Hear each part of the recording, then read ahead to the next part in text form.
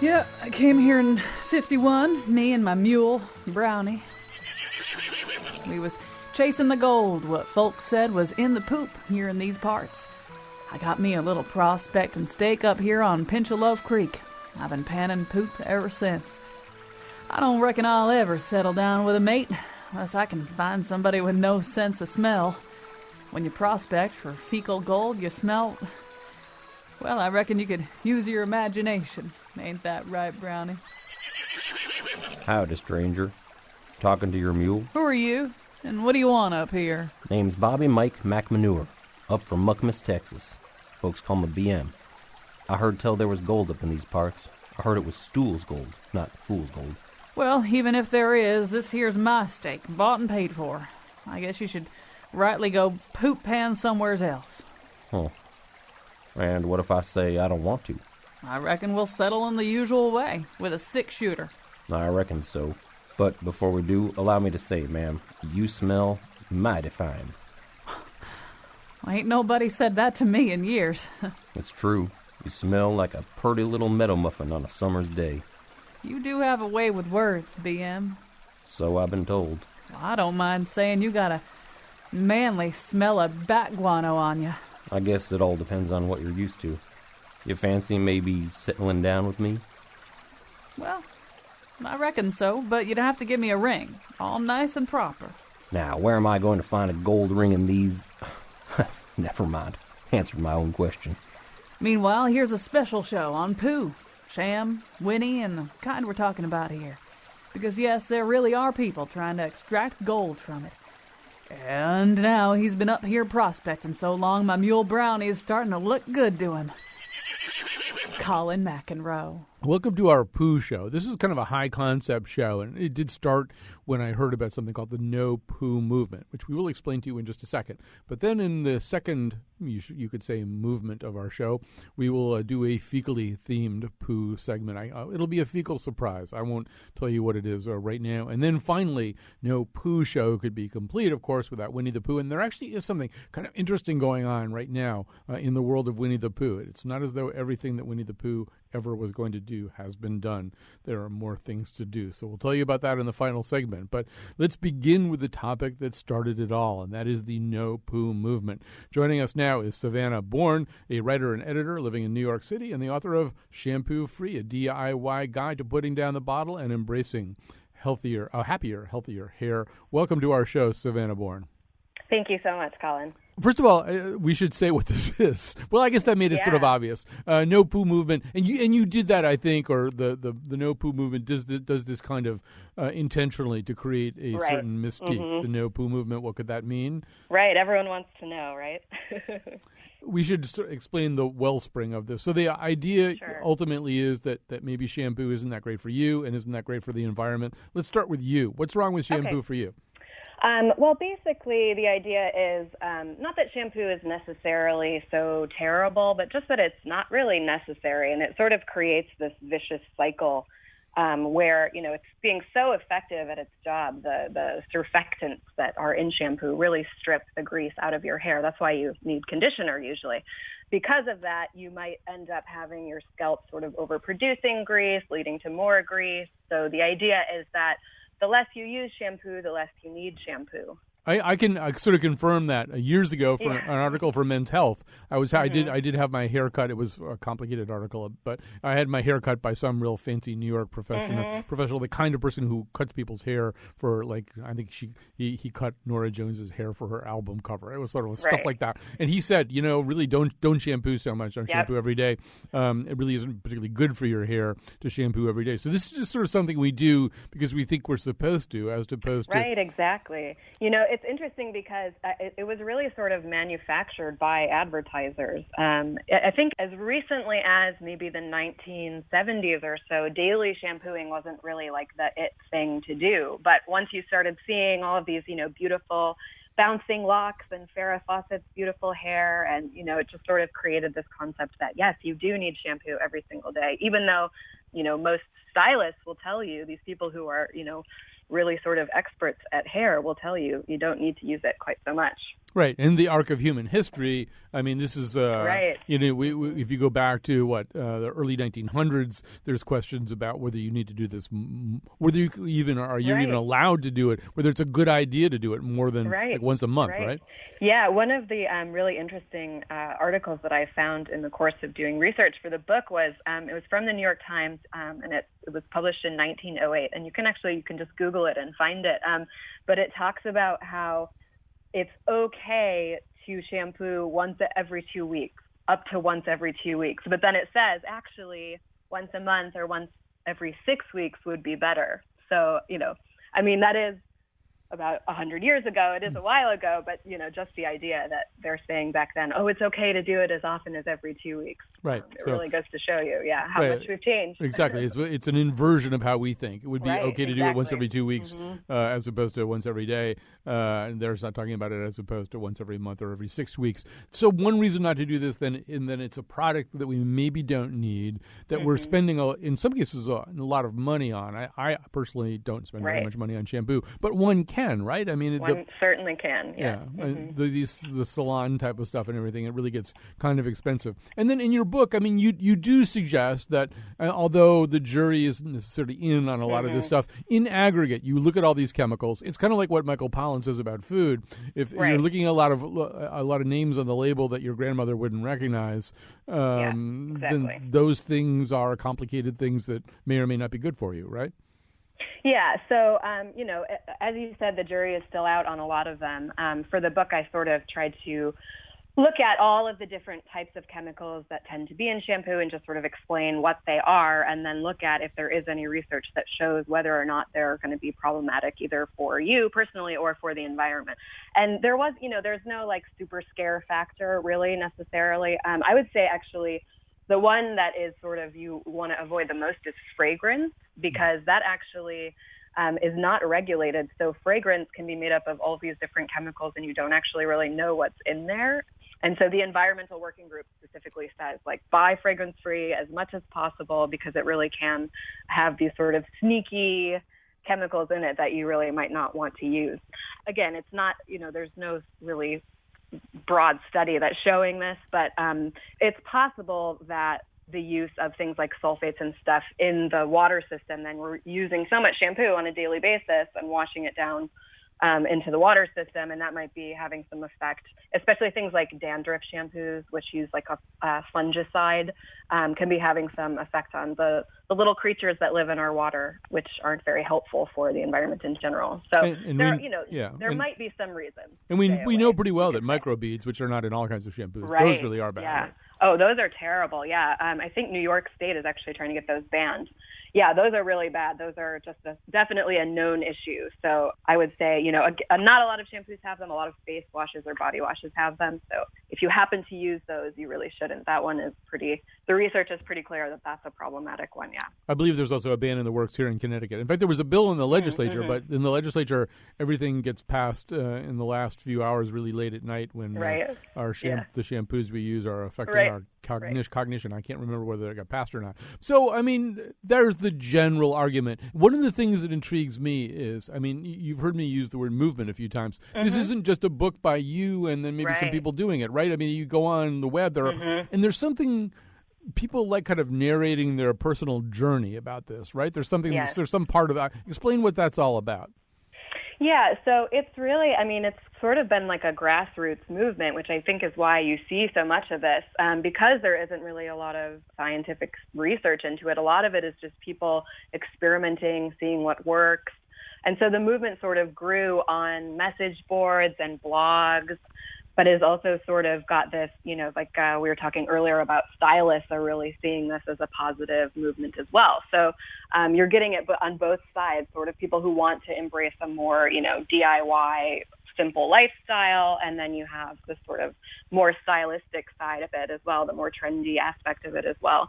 Yeah, so I think a lot of it is just it really is a journey. It involves a lot of experimenting. And so people want to bounce ideas off of each other. Everyone's trying to troubleshoot all the time. Really, one of the reasons for doing the book was just that all of the information, there's so much information out there, and it's all sort of found in these disparate corners all over the internet and different magazine articles and that kind of thing. But it's hard to really get definitive guide. So one of the reasons why we decided to do the book was to give people sort of a one-stop, resource that they could then use and not have to be reading through every single message board that they could find, and hopefully have more of the information in one place. But yeah, it's a vibrant community for sure. A lot of people really like to talk about what's worked for them and what hasn't, and ask each other ideas. And so it's nice in that way. It's very, you have a community along with you if you decide to embark upon the journey. So one of the terms that you use, Savannah Bourne, in your book, Shampoo Free, a DIY Guide to Putting Down the Bottle and Embracing Healthier, Happier Hair, one of the terms that you use and one of the terms of art of this movement is detoxing. So detoxing is when you're quitting shampoo. And so things happen there in the talk about the detoxing period. All right. So the detoxing period, theoretically what's going on is, so your hair has been so used to these really harsh detergents that are in most drugstore shampoos. So you take that away and then your hair says, oh, wait a minute, your scalp and your hair and your oil glands say, hey, where did my friend go that was, removing all of this from my hair every single day, and then sort of goes into overdrive and produces a little bit more grease as a result. So when people talk about the detox period, they're usually saying it usually happens, maybe a week up to a month after you quit shampoo. A lot of people report that they see an increase in grease for that time period. Sometimes it lasts a little bit longer. Some people, it's not really that much of an issue. For me personally, it wasn't a big issue because I think it has been a very long time since I used shampoo on anything like a daily basis. So I think it was a lot easier for me to make the transition away from it completely because I had already not been using it as often. But if you happen to be a daily shampooer, you might go through a period where you're thinking, oh my goodness, my hair is just out of control. This is so greasy. But there are ways to deal with it. You can make your own dry shampoo very easily out of corn starch. And if you have dark hair, you can mix in cocoa powder or cinnamon so it doesn't look like you have white powder on your head. And that will help you sort of as you transition out of that detox period, not to look so greasy when you're in public. I also wondered whether it would make sense. I mean, obviously this isn't for everybody, but if I were about to do this, maybe I'd cut my hair a little bit shorter for that period, so I'd be... Yeah, and it's a great idea to do that just to sort of get your hair back into a little bit more of a blank slate, because your hair is going to be carrying around, damage and split ends and that kind of thing. So if you get it a little bit more healthier, get rid of some of the older hair that's lived a longer life, then you can start with the fresh hair and have a better chance of success that way. Yeah, my hair actually attends a support group without me just to talk about all the things that I've done to it and that I've put it through. Right. So, and in your book, you take us through this range of options, ranging from a simple combination of baking soda and followed by some kind of vinegar rinse to Dr. Bronner's cast iron soap, which I have just for the reading the label is. It's always a joy. Yeah, right. Endless entertainment. I'm never quite sure what his overarching ideology is, but he has a lot to tell us. Part of the fun, yeah. So that's something you can use. And then it gets even more complicated and abstruse and culinary sounding. I mean, there's coffees and teas and honeys and lemons and all kinds of things like that. And I suppose somebody, I pretty much devote about 2 or 3 minutes to my hair care every day, which is why I look like I'm doing some kind of permanent tribute to Ed Grimley most of the time. But I mean, it seems as though, reading some of these narratives, that it could get kind of complicated. Like, okay, this thing isn't working out, so I need to do this and maybe a little bit more of that, and keep an empty bottle in the shower so I can mix these two things. Are people really willing to work at this in lieu of something as simple as a shampoo that solves all your problems for you? Right. Well, I mean, so that certainly is an individual choice. And some people are really, they like to experiment, sort of like people who like to cook or who don't like to cook. Some people love to say, okay, what's going to happen if I put this spice in or if I put this spice in? And it actually is a pretty fun process to just sort of see, oh, what is this going to do? How does this change things? the other thing is that it's really, if you use something simple like Castile soap, for example, and then an acidic rinse afterwards, that's really not so different from just using a standard shampoo and conditioner. You still have a two-step routine, and it's still fairly easy. You just sort of have it in the shower with you. It's not so complicated. The other thing is that you can potentially, if you just love your shampooing routine, you just want it to be sort of a one and done situation, there are products on the market that are formulated without the ingredients in shampoo that might be more problematic that you can turn to. People usually call those low poo options. Mm-hmm. So those are, if you love your convenience and you can't bear to part with it, but you are curious to see what your life without shampoo would look like, then that's what I would recommend. There are some fascinating things in there. I mean, and all kinds of interesting correctives. I mean, I think at one point you're talking about using maybe vinegar or lemon juice, but that might lighten your hair. So there's other things you can use to darken your hair, or maybe you like having it lighten your hair. So we're talking, by the way, to Savannah Bourne. The book is Shampoo Free, a DIY guide to putting down the bottle and embracing healthier, happier hair. Do you get a sense of what kind of person is attracted to this? I mean, obviously there's a kind of person who is a little bit distrustful of mass-produced products and things that have strange chemical-sounding names. Is that kind of who's doing it, or does it cut across categories? It definitely cuts across categories, which is one of the fun things about it. So you definitely have the more sort of granola crowd, we could call them, who want to sort of live a chemical-free lifestyle. But it really, I mean, I live in New York and Brooklyn, and, I'm seeing all the time these sort of beauty trends. It's a little bit hip. It's a little bit crunchy as well. It really is kind of gets a cross-section of everybody because there are so many reasons why you might want to do it. So I think that's why it appeals to a pretty broad audience.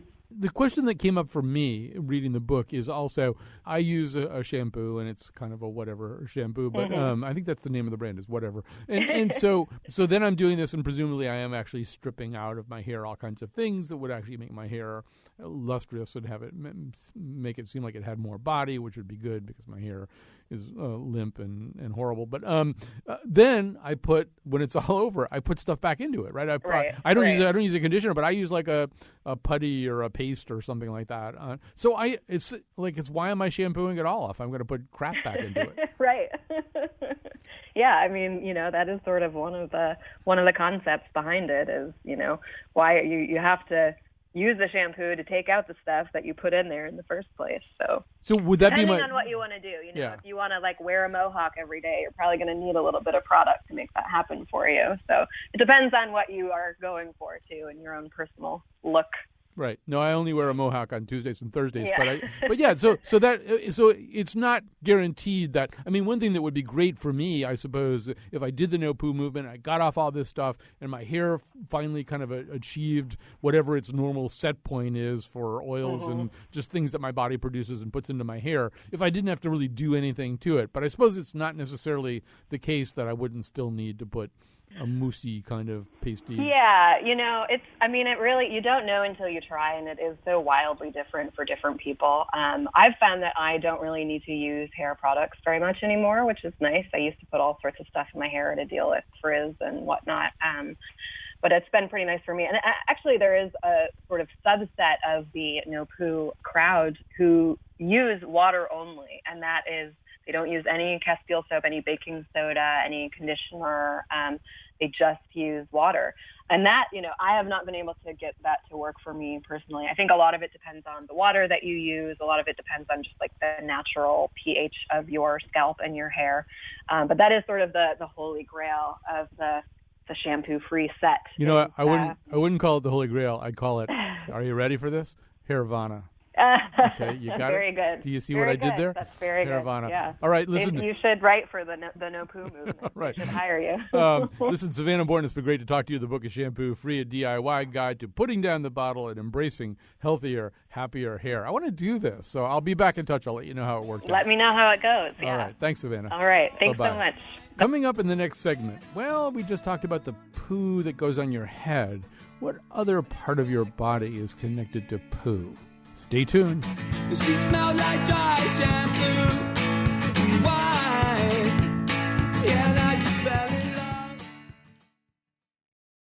So we're going to talk now about a different aspect of poo here on our Poo Show. I'm going to try to not make any jokes during this segment because I think our guest, Dr. Paul Westerhoff, has probably heard them all. He is a professor of environmental engineering at Arizona State University. I'm going to sort of put a framework around this so you know where we're going, and then we'll get a little bit more deeply into this. So, in fact, it turns out that in our waste, in our fecal waste, there can be found various kinds of metals, unexpected metals. Some of them are precious metals. Some of them are non-precious metals. Part of the goal is to get the non-precious metals out of there so that our waste could be used for other things, or fertilizing the asparagus patch or something like that. And obviously, if there's precious metals in there, we might want to get those out too for a different reason. And we also might want to know, how's all this stuff getting into our poo? So we're going to try to talk about all three of these things with Professor Paul Westerhoff. So one of the things that you did was to look at what are sometimes called biosolids showing up in waste treatment plants and look at them for the metals that they contain. What did you find? I understand you found like 50 varieties of metals in our biosolids? Sure. So, everything you flush down the drain and flush down the toilet and, that restaurants get rid of every day and industry gets rid of, they all kind of flow together in the pipes underground, the source systems to centralized wastewater treatment plants that they add oxygen and they grow bacteria. But it turns out that lots of metals come down these shores and they end up sticking to the bacteria. And so when the bacteria settle out to purify the water, there's solids, this bacterial biomass that's left that ate everything that you didn't, accumulate these metals. And so we looked a number of different places across the U.S. at these solids, these biosolids or sewage solids, and we did find a whole host of kind of metals that we expected. We found copper that comes from, say, copper pipes. But we did find gold, silver, platinum, palladium, and some other exotic things. So things like palladium and vanadium, these are sort of high-tech metals, right? They're used in cell phones and things like that. Yeah, so, walking around every day, you're right, our cell phones, our televisions, computers do have some of these kind of exotic metals in them, like iridium. But gold is also used in some more common things that, if you ever go to a fancy bakery and you get that little special cupcake with gold leaf on it, eat it, it goes somewhere. If you go to a dentist's office, they put in gold filling. Lots of people walk around with all types of bling, on their, around their neck, but they wash that stuff, jewelry stores. So, there's lots of places that end up using small amounts of gold that do enter the sewage system. Obviously, these are all small amounts of gold, some of which, as you're saying, we eat. As Martha Stewart told us we could eat gold. Some of it's coming from other places. It would seem like these would be such trace amounts that they really wouldn't be worth talking about. But I guess in aggregate, Dr. Westerhoff, they really do amount to quite a bit if you look at, the waste from 1 million people. Yeah, so everyone contributes a little bit, and what happens is bacteria that grow in the wastewater treatment plant that chew up, milk and other byproducts, and it bioconcentrates. They sit there like a giant sponge. So these bacteria will stay in this wastewater treatment plant for about 20 days. So they're being exposed, and they really, suck up these metals, and it's good in terms of keeping toxic metals out of the environment, things like copper and cadmium and zinc. It's always been recognized that they do a good job at removing these things to purify the water, but these settled solids then also sponge up silver and gold. And it turns out, for about 1 million people, like you said, we're looking at about $10 million a year worth of precious metals, most of it being in gold and silver in terms of the value. So, if you were to, in fact, play that out across the entire population of the United States, we're really talking about billions of dollars worth of gold. Obviously, not all of it recoverable. That's right. And so that, it is the market value of these things in a purified form. I kind of make a joke with one of my graduate students that she has to figure out how to get enough gold out to make a wedding ring, and then she gets to graduate with her PhD. So, yeah, there's going to be a lot of challenges of how to get this stuff back out. But we also took what are called electron microscopy images, essentially pictures at a very small scale, to try to figure out are these little mini gold nuggets, or are they just, gold ions stuck onto the bacteria? Because that really affects maybe how you'd go about developing a new treatment system to remove it. It turns out they're nano-sized, micron-sized gold nuggets that are there. And so gold doesn't dissolve very easily. So when it braids off and breaks down, it ends up in these little particles. And so there's little particles of gold that worth, potentially hundreds of millions of dollars across the U.S. And it probably makes most sense for large communities, places like New York City, that are already have the infrastructure to treat these biosolids. Right now, New York City will haul some of these biosolids off to New Jersey. They send some off to Virginia, Ohio, and Texas. And so they're essentially exporting their gold. But, these are oftentimes put onto agricultural fields.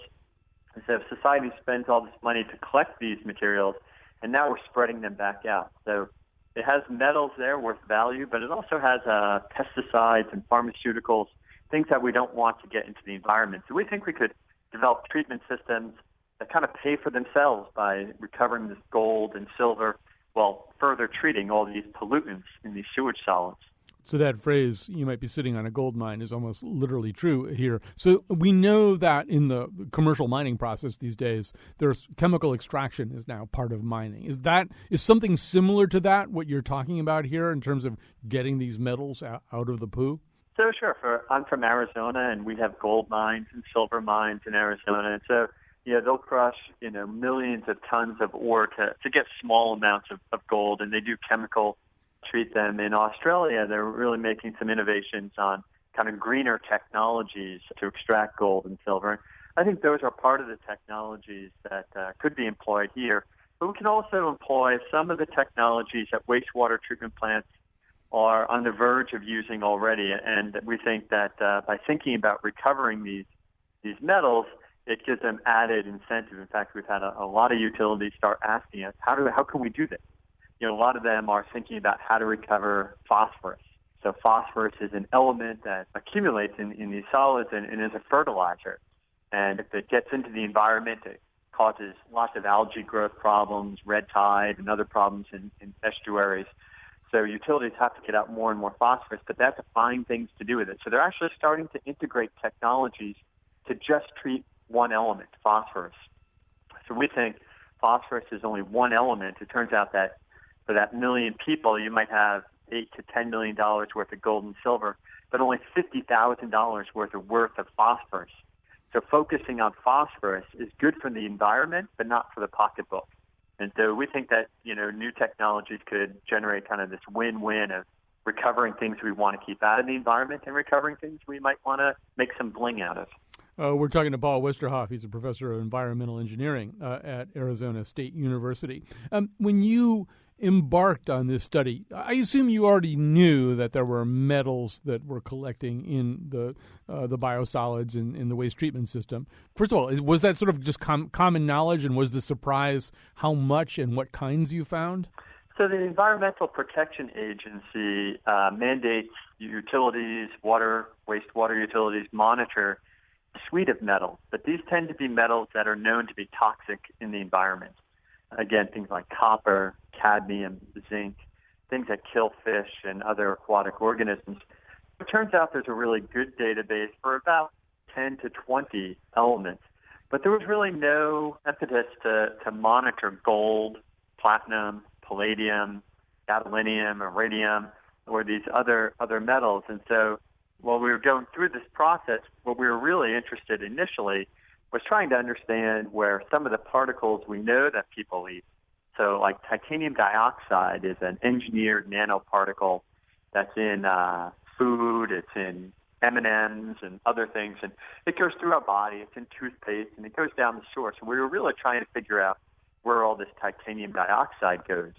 So as we started figuring out and prepping these samples, we said, well, let's just put it into an instrument that gets us all the metals in the periodic table. And so by doing that, it really looked at a much broader range of metals that other people had looked at. So there's only a few samples that had been analyzed previously for things like gold, but no one really thought through how a wastewater treatment plant actually acts as a sponge. It does bioconcentrate gold So that was definitely new information that these wastewater treatment plants bioconcentrate gold. That is new information. All right. So one of the questions that I think a lot of people would have once they understood this is there any way to know using, I don't know, some kind of biomarker or something, how much of these metals that you're finding, whether they're the precious metals or the other kinds of waste metals that you really want to keep out of treated waste that might be spread on agricultural fields later, how much of them are actually in human feces as opposed to people washing their socks that have things in them? There's sort of a lot of ways in which stuff gets into the waste treatment system. It doesn't all involve peeing and pooping. There's a lot of other ways in which stuff gets. So do you know what the percentages are? Do you have any kind of sense of that? Not yet. Because of this work, I've gotten a lot of interesting phone calls. One guy collects everything you spit down the drain at a dentist office. And so he generates 55-gallon drums of this stuff called amalgam. It's a lot of the stuff in your dental work. And each of these drums contain 5 ounces of gold. Not all dentists collect this material and sell it. So we think the dental area is one big source of gold. We don't know the sources of everything else, but we had a new building, and we measured silver in the water coming out of the new plumbing. And we don't use lead solder anymore. We use other metal solders and other coatings on faucets. And we actually had measurable amounts of silver coming off of the fixtures in the building that wasn't coming from the city. So we don't know all the sources of things like gold and silver and where they're used. Some are used in biomedical and pharmaceutical devices, use some gold. So we don't know yet. And hopefully we can explore some of those ideas in the future, because if there is this one hot spot, we'd definitely like to do it. In California in the past, around the semiconductor industry, they had realized that they were discharging a lot of gold. And as soon as they figured that out, guess what? They started recovering it on site before discharging it to the city. So I don't know if there's a hot spot, but by looking at different size cities across the U.S., what we did see is it wasn't related to one industry. The concentrations of gold in these biosolids and silver are fairly uniform across the whole U.S. So that suggests it's not a single type of industry responsible for discharging gold. So you know that whole thing where sometimes you're too lazy to go get the glass after you brush your teeth, and you just put your mouth right on the faucet and drink. I'm never doing that again. I guess the other question that I have is, when you talk about some of these other metals like palladium, vanadium, are they just getting into our system once again through other kinds of wastewater, or is it possible that holding cell phones up to our ears, are we somehow either getting metals into our bodies and then out of our bodies through the excretion process in ways that might surprise us? Yeah, so we started looking at that a little bit, and in this work that we did, one thing that we did is we normalized the amount of gold in these biosolids to the amount of gold in what's called the upper continental crust, just dust. And we really wanted to be sure that we just weren't concentrating dust. And so what we did find is this biomagnification, that the amount of gold is 1,000 to 10,000 times higher than what would be in just dirt. So there is a real source coming from this. And so, we do consume lots of metals every day in vitamins and other things, and these aren't 100% pure. So I think some of these things are in our food. Some of them are in various products you use around your house that end up going cleaning agents and other things, have some metals in them. Oils and other solvents and stuff that we use in automobiles and brake fluids and stuff will end up going down the drain. So I think some of these things, we found quite a bit of platinum and palladium, which was kind of interesting because these don't dissolve in water. These are really particles, but they are used in a lot of catalytic types of processes, both in your car, in air cleaners. They do get into indoor environments and dust. So we don't know all the sources. And so fortunately, things like gold aren't necessarily bad for the human body. And so trying to understand where they come from isn't necessarily a critical health concern. But this wastewater treatment plant, it's essentially a living bacterial organism. And other people who are collaborators, like Rolf Holden on our team, actually are looking at wastewater treatment plants as kind of a big person living in society, that the things that accumulate in the wastewater treatment plant might actually be accumulating in the same mechanisms within our bodies. We're trying to look at this integrator of society to see if wastewater treatment plants mimic humans to some scale. Well, Dr. Paul Westerhoff, it's been great to talk to you. I have to go do a juice cleanse immediately after this conversation, but you've given us a lot to think about, and certainly that whole idea of the organism inside the wastewater treatment plant being like one huge life form. If nothing else, you've got an incredible horror movie that you could make out of that. It does sound good, doesn't it? It does. I would pitch that to Universal. All right. Well, Dr. Westerhoff, who's a professor of environmental engineering at Arizona State University, thanks for being with us today. Thanks, Colin. It was enjoyable. That was what we might call our number 2 segment of the show today. Number 3 is coming up, and it involves Winnie the Pooh, so stay with us.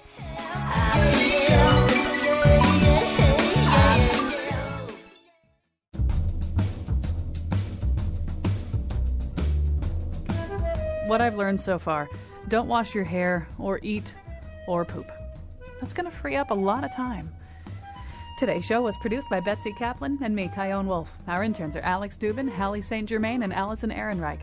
Greg Hill appeared in the intro and tweets for us at WNPR Colin. The part of Bill Curry was played by Mr. Hankey.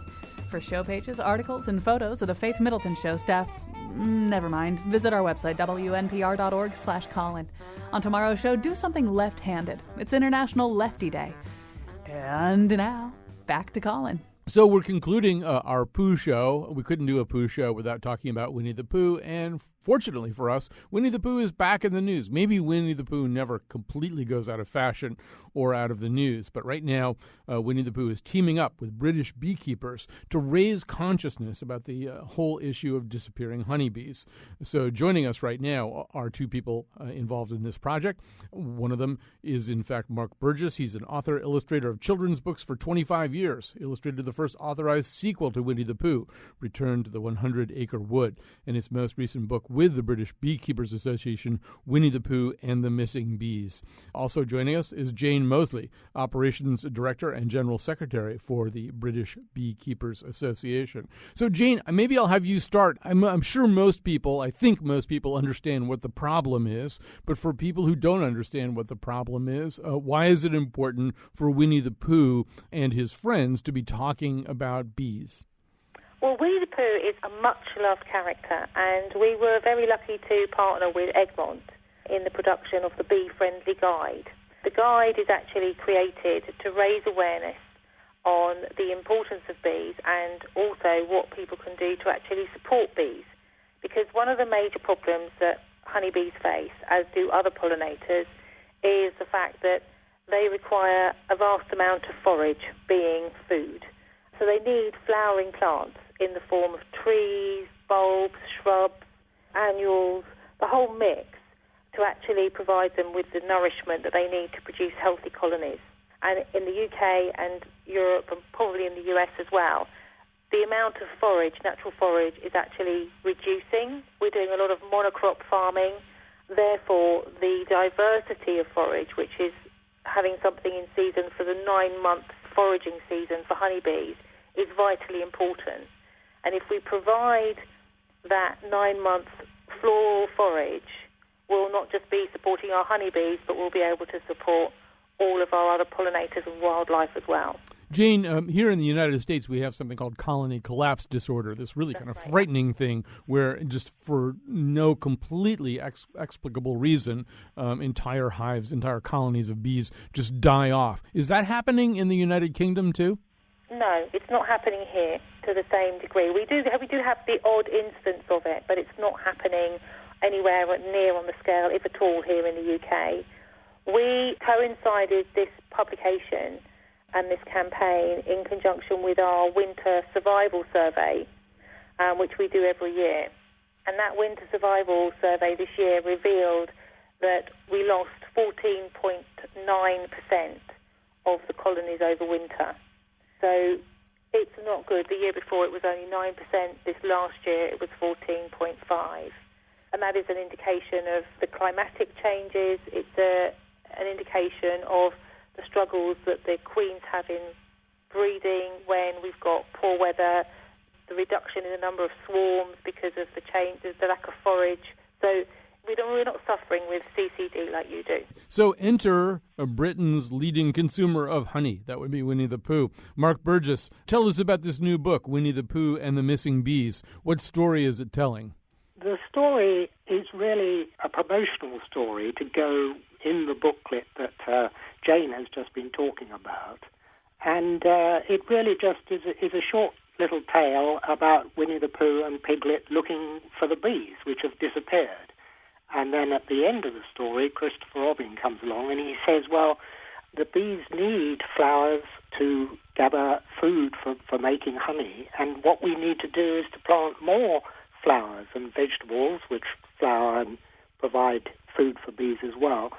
So all the friends, Winnie the Pooh and his friends, get together at the end and they plant flowers and vegetables, and that encourages the bees to come back.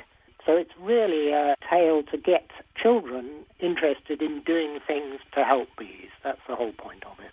So you have already inherited the almost daunting task of continuing the work of the illustrator E.H. Shepard. I assume for this book, once again, you're doing original illustrations in the style of Shepard?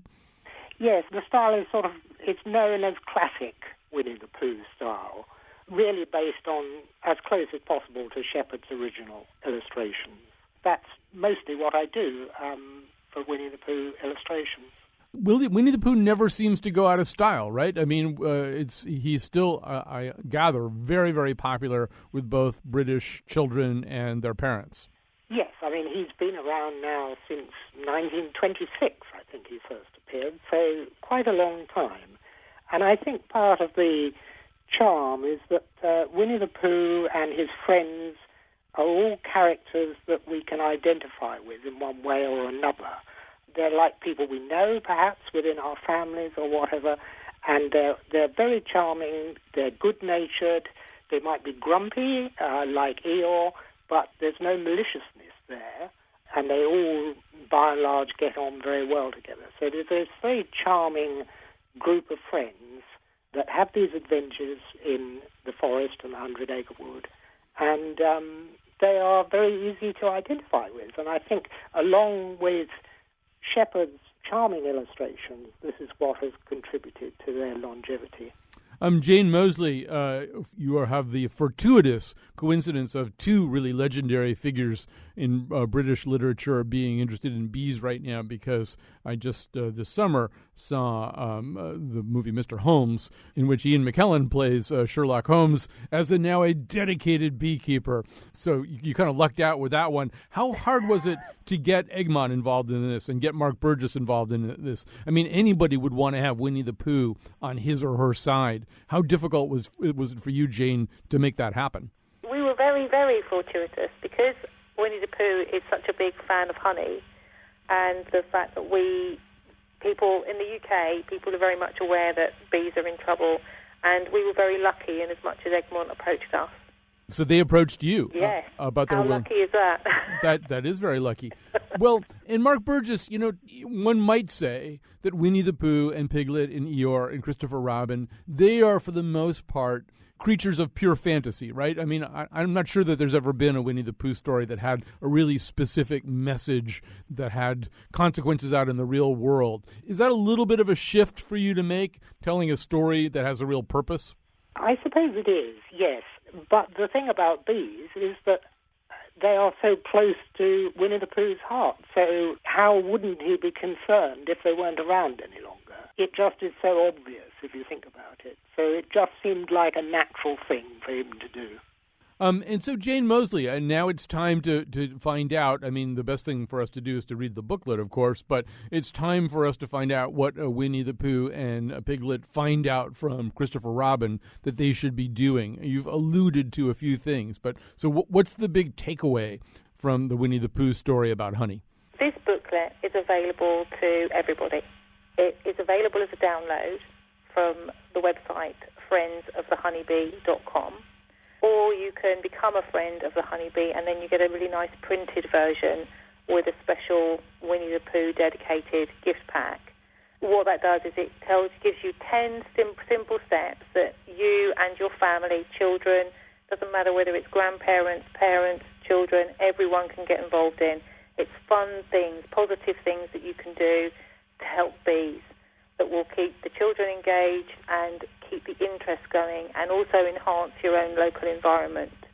And it's everything from planting a tree to baking a cake. So there's something for everybody within the guide. Of course, you get the beautiful illustrations. I mean, they are absolutely stunning, and they are all centred around the bees, and they tell the story, and each step has its own illustration. So Mark's done a fantastic job. I've already done my part this morning, Jane. My breakfast every single day includes a pretty generous portion of local honey. So that's one of the things you can do, right? You can simply use, bake with, otherwise employ local honey. Yeah, that will support your local beekeeper. But the key thing is that one colony of honeybees requires 120 kilograms, which is about 60 pounds of nectar, just to survive. And they require 30 kilograms, which is about 15 pounds of pollen, which is the protein, just to survive. That's before they even produce any extra honey for us to consume.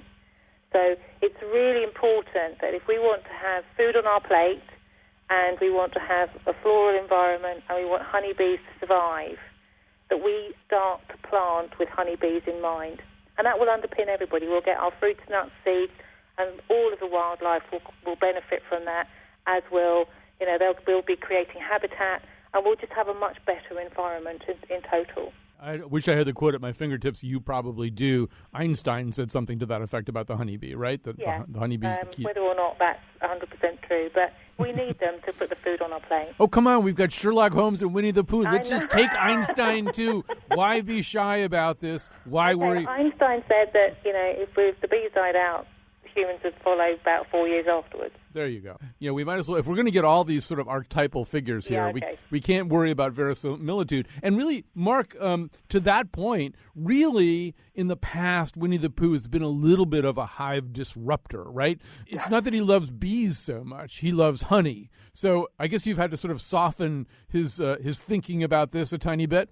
I mean, he's certainly been after the honey, but he'd be very worried if the bees weren't around any longer. I mean, in pretty much the first story ever of Winnie the Pooh, he climbs up a tree after what he thinks is honey, and it turns out to be the wrong bees, I think, and he gets stung. But he'd be very worried if they weren't around, and that's why he's so concerned and wants to do something to make sure there are plenty of honeybees around. You've done this remarkable thing. You've taken this literary franchise that was the creation of A.A. Milne and his illustrator, and you've kept it going. And I'm wondering, how real do these characters start to become for you? I mean, they were probably real in the mind of A.A. Milne in one way, but are you starting to feel Winnie the Pooh and these other characters as living, breathing presences in your life? They certainly are to a certain extent, but they will always be Milne and Shepard's creations for me. I don't feel that they're in any way mine, but I do identify closely with them, because when you draw any character at all, you have to in some way inhabit them. So it's a little bit like acting. You have to become the person or the animal character that you're drawing, and it's only through doing that you can make a convincing drawing, really. So in that respect, they are part of my life, yes. But they're not my creations, and I would never want to suggest in any way that I felt they were. If people like what I do with the characters, that's wonderful. And I'm very honoured to have been asked to draw in the same style as Shepard's. But they're not mine. Well, this is the perfect way for us to end our Pooh show, which has involved other kinds of Pooh. But first of all, just to reiterate some of Jane Moseley's ideas, if you live in a city, plant a window box. That's one of the things that Pooh and Piglet are going to tell you to do. If you live elsewhere and you already have flowers, plant more flowers and even more flowers, and use honey, visit an apiary. And boy, if your kid grows up to be a beekeeper, then really, Einstein would give him credit for just saving humankind. So him or her credit for saving humankind. So Jane Moseley and Mark Burgess, thank you so much for joining us today. Thank you very much. And that concludes our Pooh show. Thanks to Betsy Kaplan for taking this improbable concept and making it a reality. We'll be back tomorrow. I must be made of honey. and life is very sweet. I got us a cake for our wedding day, darling. Oh, you did? What kind is it? Chocolate. I don't know, baby. It looks like poo. Oh, you caught me, honey. I love poo. I love poo, too. That's not our best joke. Maybe number 2.